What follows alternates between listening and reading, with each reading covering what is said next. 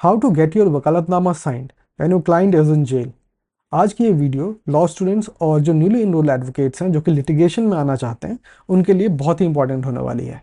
आज इस वीडियो के माध्यम से हम ये समझेंगे कि उन केसेस में जहां आपके क्लाइंट जेल में हो और क्लाइंट के रिलेटिव आपको अप्रोच करें कि हमारे बच्चे, हमारे बेटे या हमारी बेटी को आप रिप्रेजेंट कर दीजिए, तो उन केसेस में क्लाइंट से कैसे वकालतनामा साइन कराएं, ये प्रोसेस क्या है, टाइमिंग क्या है, क्या क्या प्रायर इन्फॉर्मेशन हमको चाहिए होगा ताकि हम जेल में जा करके वकालतनामा साइन करा पाएँ, क्या क्या डॉक्यूमेंट्स मुझे लेके जाने होंगे as an advocate so that I can get the vakalatnama sign from my client. तो ये सारी चीज़ें आज हम इस वीडियो में समझेंगे।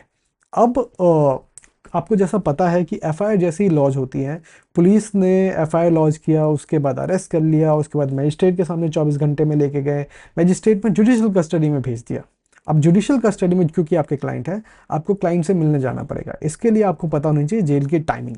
अब जैसे दिल्ली में 3 जेल हैं, तीनों जेल की टाइमिंग एक ही है, जो कि है 2 बजे दोपहर से लेकर 2:30 बजे तक आप जा करके वहाँ पे अपना रजिस्ट्रेशन, एक टाइप का एंट्री करा सकते हैं एज एन एडवोकेट। तो अब दिल्ली में 3 जेल हैं, तिहाड़ जेल, रोहिणी जेल और मांडोली जेल। अब तिहाड़ जेल को मैं अगर लेके चलूँ एग्जाम्पल के तौर पे, तो तिहाड़ जेल में 9 जेल हैं total, jail number 1, jail number 2, ऐसे करके 9 तक है। अब आपका क्लाइंट कौन से जेल में है, तिहाड़ में है और उसके कौन से जेल नंबर में है। फॉर एग्जाम्पल तिहाड़ जेल में जेल नंबर 6 में आपका क्लाइंट है, तो सबसे पहले आपको ये पता होना चाहिए कि कौन से जेल में और नंबर क्या है जेल का।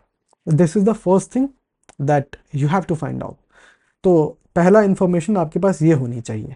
Now the second information you should have is that client का नाम क्या है, रेसिडेंस ऑफ क्या है, सन ऑफ या डॉटर ऑफ क्या है और उम्र क्या है, एज क्या है क्लाइंट की। अगर ये सारी इंफॉर्मेशन आपके पास है तो आप रेडी हैं। तो एज एन एडवोकेट आपको अगर क्लाइंट से वकालतनामा साइन कराना है तो आपको कौन कौन से डॉक्यूमेंट्स लेके जाने होंगे जेल में। तो first document is vakalatnama. Now the second document is your original bar ID.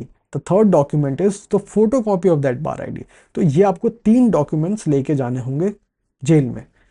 वकालतनामा, एक बात का आपको ध्यान रखना है कि वकालतनामा जो है वो फिल होना चाहिए properly, apart from the client signature, जो कि ऑब्वियसली जेल में जब जाएगा तो क्लाइंट सिग्नेचर करेगा उस पर कि आपके क्लाइंट का नाम क्या है, उनका एड्रेस क्या है, उनके फादर का नाम क्या है, उनका एज क्या है, वो कौन से जेल में है, सारी चीज़ें क्योंकि आपको पहले से पता है तो वहाँ आप इजीली बता पाओगे। फिर वहाँ आपकी एंट्री हो जाती है।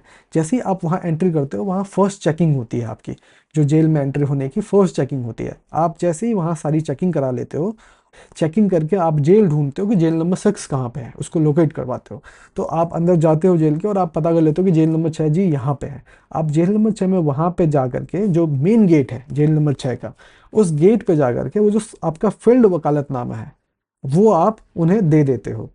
अब जैसे ही आपने वहाँ पे अपना फील्ड वकालतनामा उन्हें दे दिया तो वो उसको ले जा करके एक्यूज को अंदर कॉल करके उससे साइन करवा लेते हैं, अलॉन्ग विद द सुपरिटेंडेंट का उस पर स्टैम्प भी लग जाता है। और फिर वो विद इन आधे घंटे में वो ले करके आ जाते हैं, आपका नेम कॉल करते हैं और आपको हैंड ओवर कर देते हैं आपका वकालतनामा।